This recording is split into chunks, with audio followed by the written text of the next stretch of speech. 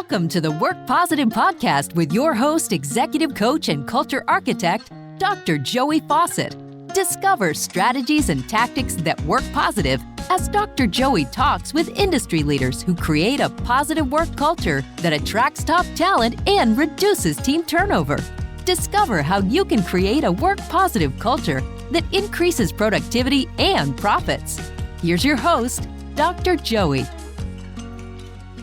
Work Positive Nation, do you ever feel like two people, like you're one person at work and then you're another person at home or in your personal life, and there's this great divide between what your career path is and what you wish your career path was? Man, have we got a show for you today, because today's guest is a career expert. In fact, not only with individuals, but also helping companies design a culture that is so positive that particularly millennials and Zs can find their career path, have those conversations, and be able to move forward. She is the author of a book with an amazing title, Stop Peeing on Your Shoes. That's right, peeing on your shoes. Stop it right now. And she's going to help us understand how to do that today. She has her own consulting company. She is absolutely amazing. I ran into her first through a news feed, an article that came up. I, of course, scour the net and all sorts of media sources for workplace experts and culture experts, and I found her, and man, it was an amazing article. So Work Positive Nation, help me welcome to the podcast today, Julie Bauke. Julie, welcome. We're so excited to have you on Work Positive. Thank you. Well, I am excited to dive right in and have an upbeat, sparkling, informative conversation that inspires people to think differently, maybe about how they lead their people and how they lead in their own career.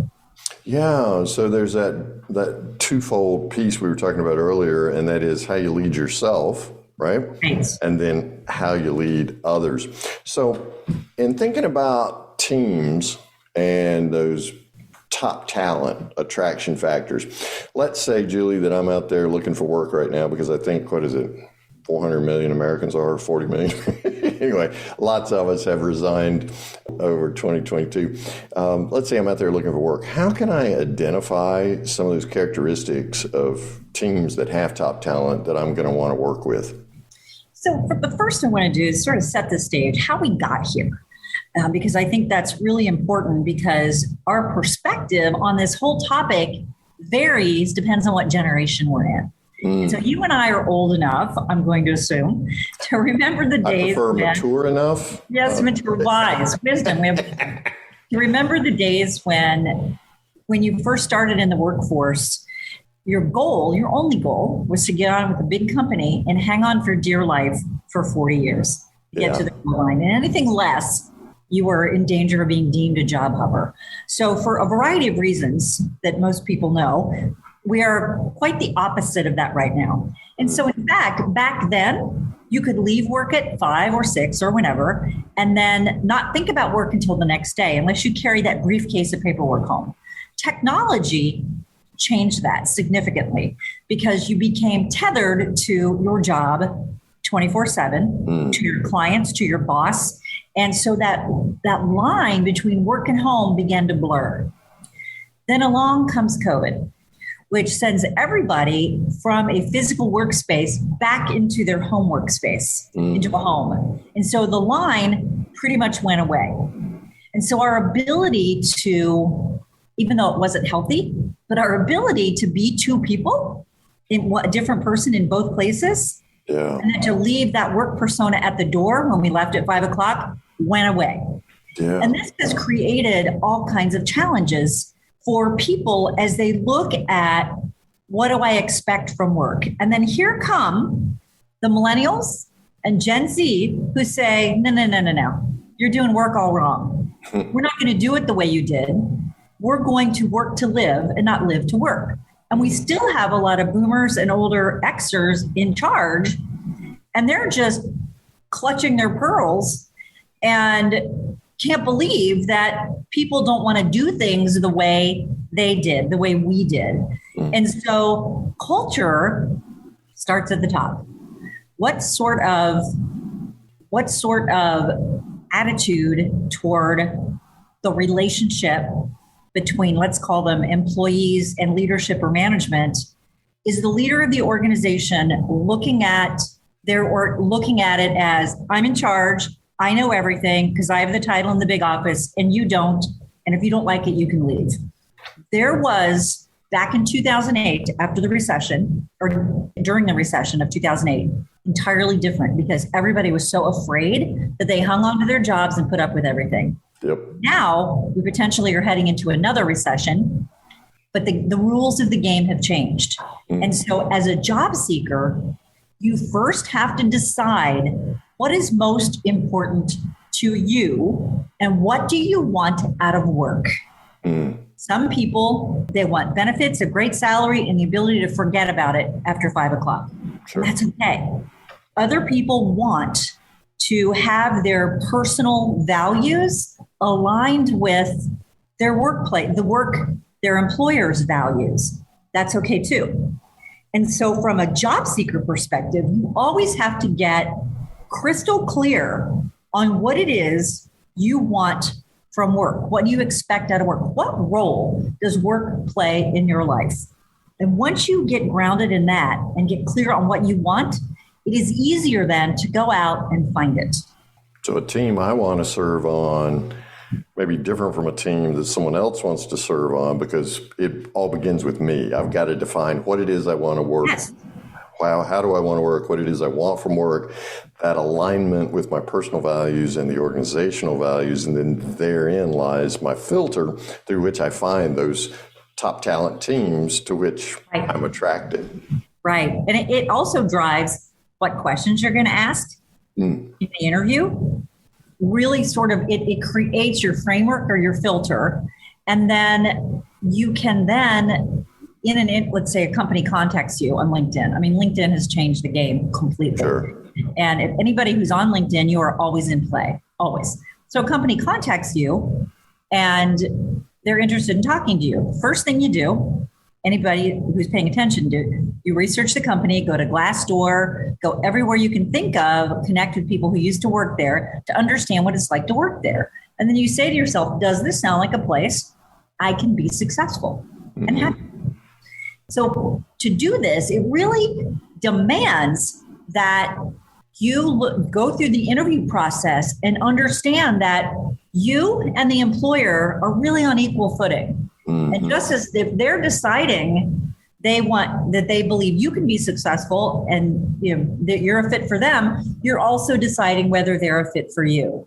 Yeah. And that is kind of a for a lot of people because we're so used to give me this job, please, please, please, without ever thinking, is this job a good fit for me? So self-knowledge and self-awareness is absolutely the starting point for job search, for managing your career where you are, for really making the right moves from the start to finish of your career. It's where it all begins. And that diminishes that need to be two people.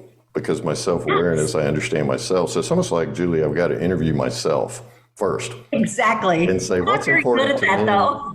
Yeah, that's right. Sit down and we sat down one day over cups of coffee and we decided what are important. So I'm clarifying my own personal mission, my core values, my priorities.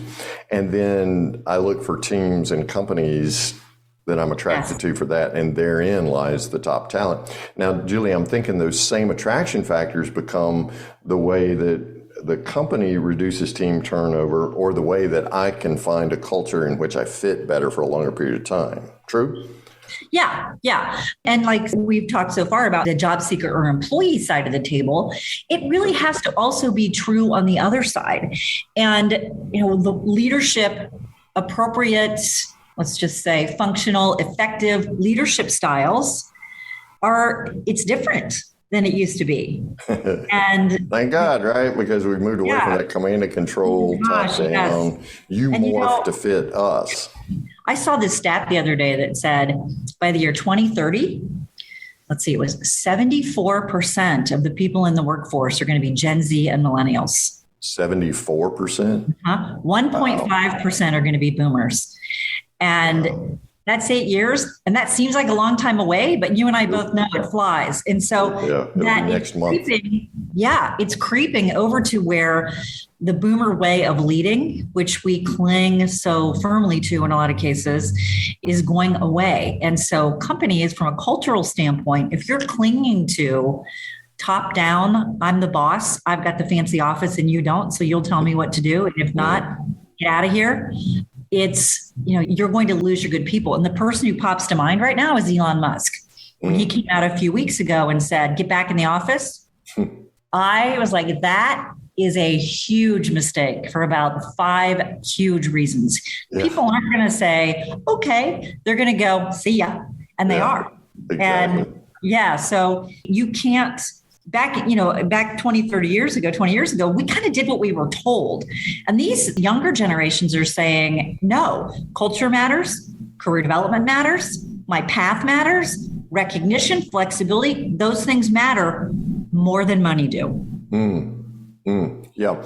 And it seems to me from an employer perspective, Musk is still rooted in that top-down command and control.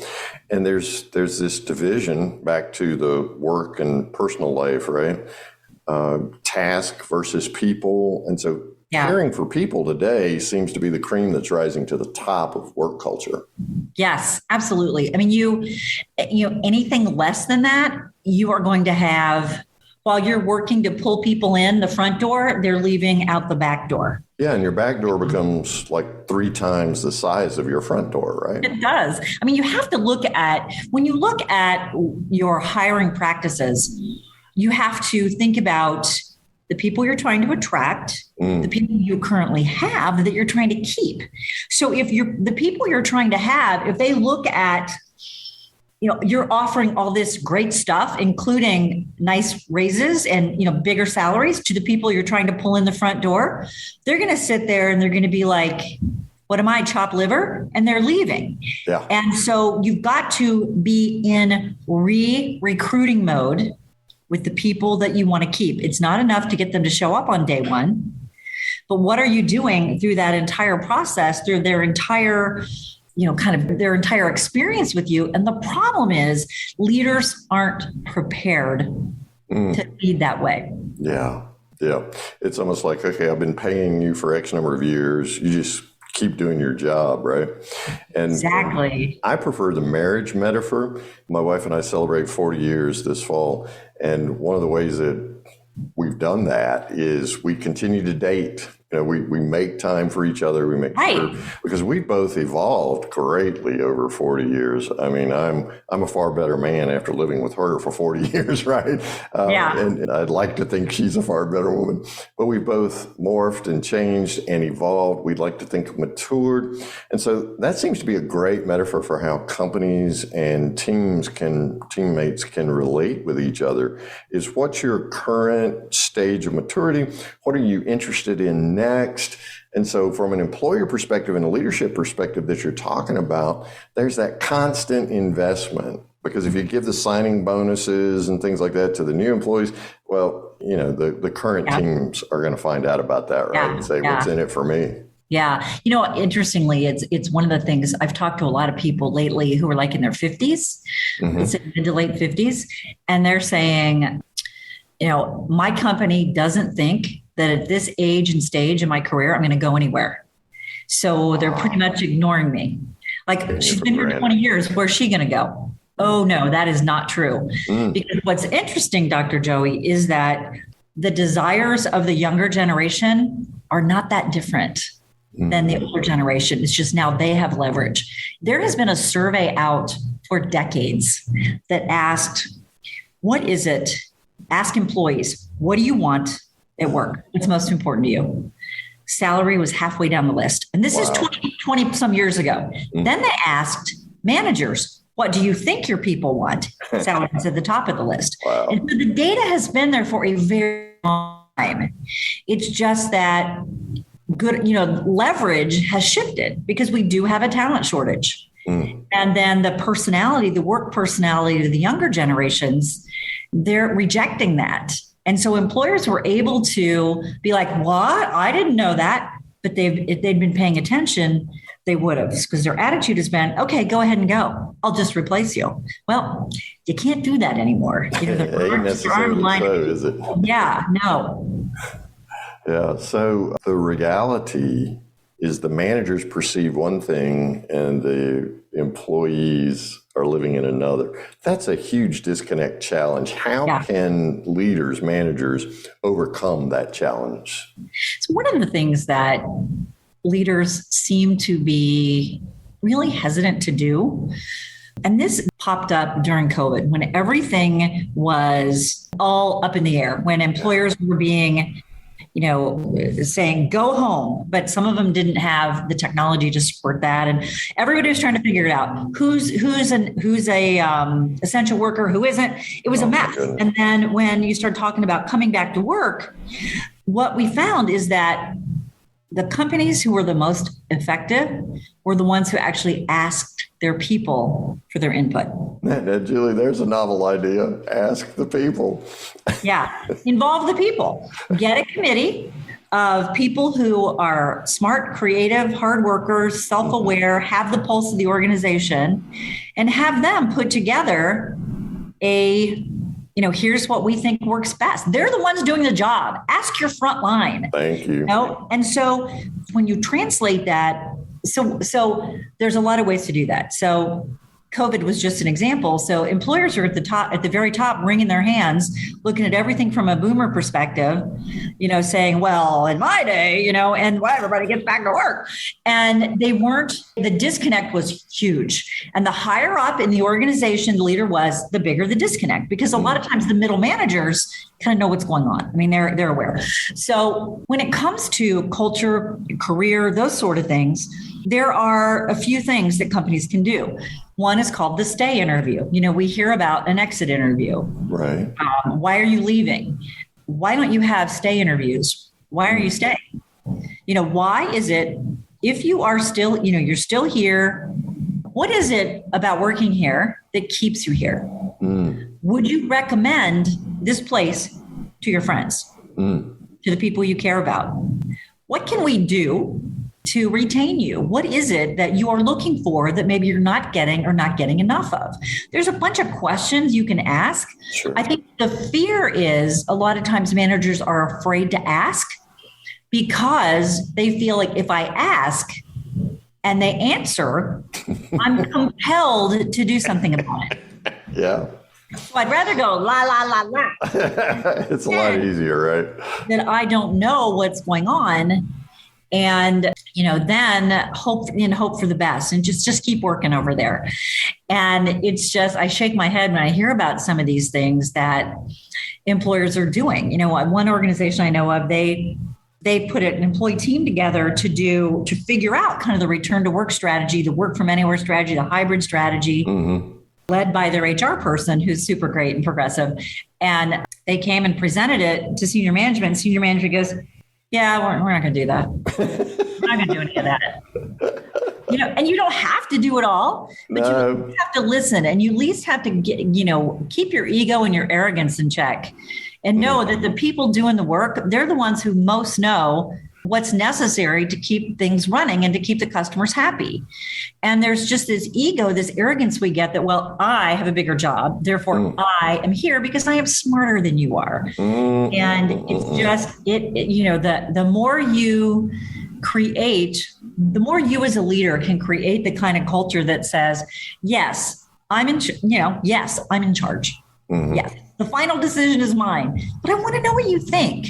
I want to know what you're seeing, and you create, and you don't roll your eyes and ignore people. And you create that culture where people feel safe saying, I'd like to move over here in my career, or I really think this new thing we're doing, here's why I think that's not going to work like you think it is, without feeling like they're going to suffer from that.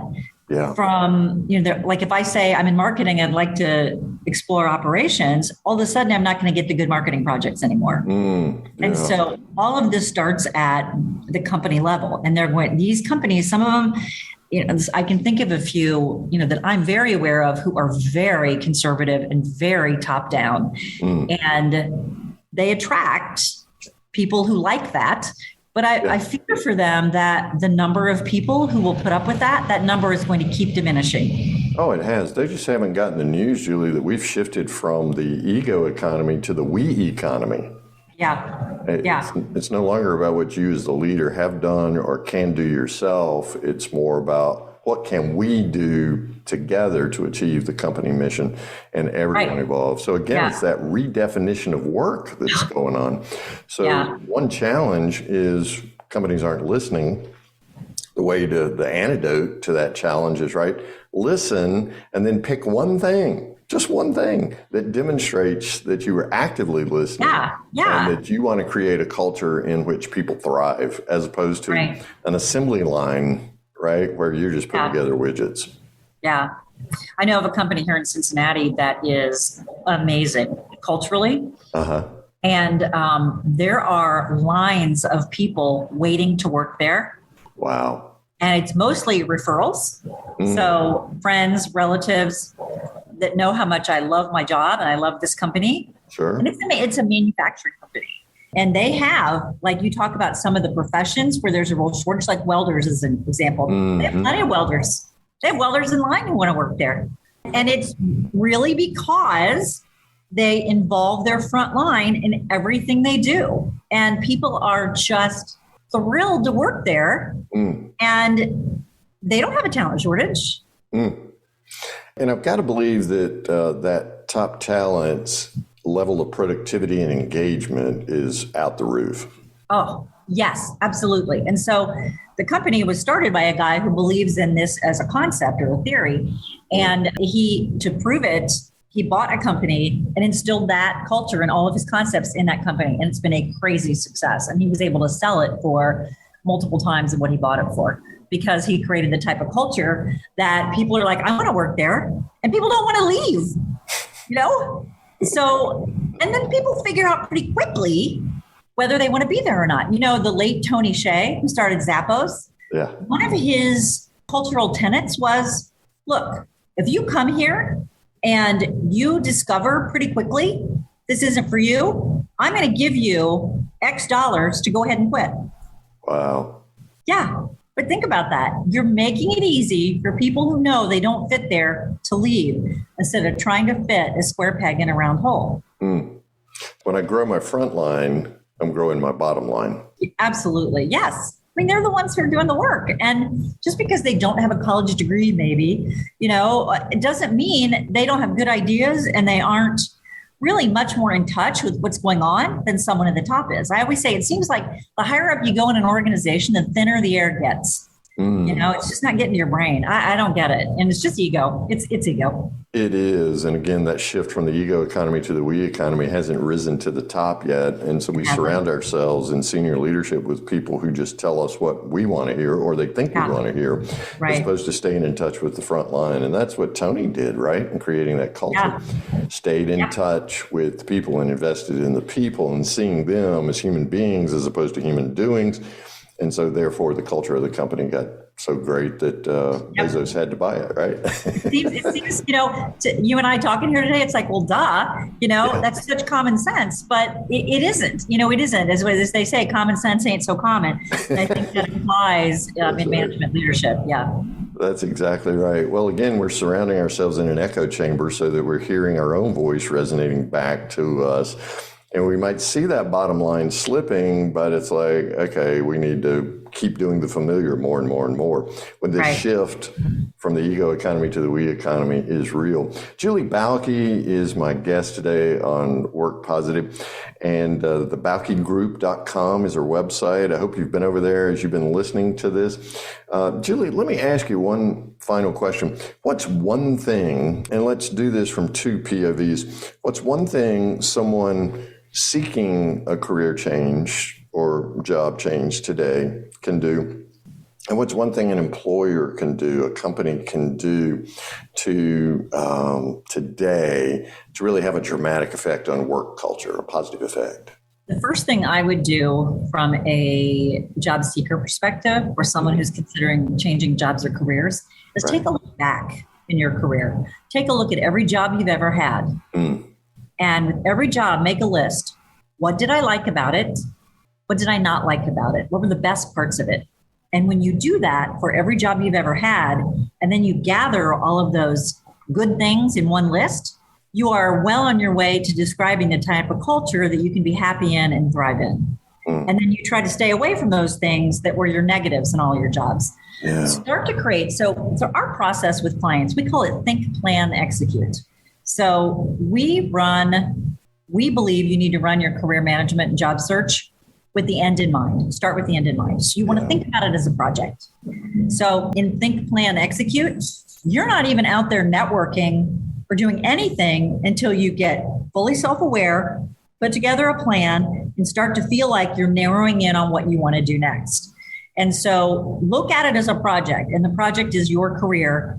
But start with a real good analysis, not only of who you are today, but who you have been in the past that brought you to who you are today. The clues are all there. People who say, well, I just want to do an assessment and have it tell me what I should do. No such thing. That's part of it. But the answers are in you. So that would be my advice for the individual. Yeah, so really what you're talking about is identifying your own stories, your narrative. Right. When you are at your highest peak performance. Exactly. And what are those patterns that can guide you when you are at your best, when you're most alive? And then that becomes the blueprint by which you search for a new job. Well said. One of the things I tell people is, look, if you have a really bad day at work, like a bad day, like you go home and all you want to do is lay on the couch and put the blanket over your head. Really get curious about that. Why was it a bad day? What did you have to do? Who did you have to interact with? What kind of stuff was on your plate? That'll tell you something. Likewise, when you have a really good day, do the same thing. Why was it a great day? You walk home going, man, I love my job. Why? Yeah. So you have to be curious about it. And so don't start a job search on your worst day. You want to start a job search on a good day, because then when you're on a bad day, you're feeling bad about yourself and you don't fall for anything. Oh, yeah. And you'll take any old job that comes along then, right? Yeah. As opposed to this self-discovery narrative-driven process of discovering your peak performance. Okay, that's from the job seeker perspective. What about the employer perspective? What's one thing I can do today to transform my culture to make it very positive? I would step back and take a look at what tools, channels, what do I have that we currently have working in our organization that allows communication to be a two-way street? If you do like a town hall every quarter as the leader, where you say, here's how the company is doing, blah, blah, blah, and it's like just me to the people, that doesn't count. I mean, it counts, but it's not. What are you doing to create a culture, a safe culture of openness, for feedback, for input, for people to truly have a say in not only the work on their desk, and then how are you rewarding your leaders for how they're engaging with their people? If you are only rewarding or bonusing your leaders on productivity numbers, in other words, the what and not the how of how they're doing their job, you're going to create a situation in which you are going to get bad behavior, because people will run to whatever's being measured. And to make sure that you are measuring the things that lead to a good culture, not just lead to outputs because people want their bonus and dang it, you want yours. Yeah. So look at those internal systems. And a lot of times we think we're doing the right things, but when you look at what am I incenting? What am I rewarding in any way? And then what are the channels that I currently have to make sure that this is not a top-down only organization? And get ahead of that before you start to see a mass exodus out the back door. Yeah, before people start creating their own back doors, right? Running through walls. They will, yeah. Yeah, so active listening is the key, and then just choosing something to act on to take a step towards creating that flat organization. Yeah, and don't be afraid. If they tell you, if they say, you know what, since you asked, it sucks to work here. Yeah. The temptation is to get really defensive. Well, why do you say that? No. What do you mean it sucks to work here? Why are you still here? Curious. Yeah. Why? Well, why do you say that? being curious. And again, it's that shift from the ego economy to the we economy. If it's not about me, but if it's about we, then the cream rises to the top and we all work together. Julie Bauke has been my amazing guest here today on the Work Positive podcast. And I am so very grateful for the time and energy you spent with us today, for the wisdom that you shared. Work Positive Nation, be sure to go to thebaukegroup.com right now, or go to your favorite bookseller, whether it's Barnes & Nobles or Amazon. Amazon. Jeff Bezos will deliver it directly to your door, right? Tomorrow, if you order right now. Right. There'll be a little drone that'll come by and drop Stop Peeing on your head. On my shoes right there. Right. Right there. Thank you so much. It's been fun. Thanks so much. You take good care, and we'll look forward to having you back on more episodes of Work Positive Podcast. Thank you for listening to the Work Positive Podcast with your host, executive coach, and culture architect, Dr. Joey Faucette. Please share this podcast with your friends who are small business leaders so they can create a positive work culture that increases their productivity and profits. Get your free 15-point Work Positive checklist to help you attract top talent and reduce team turnover. Download this checklist at workpositive.today/checklist. Remember, it pays to work positive.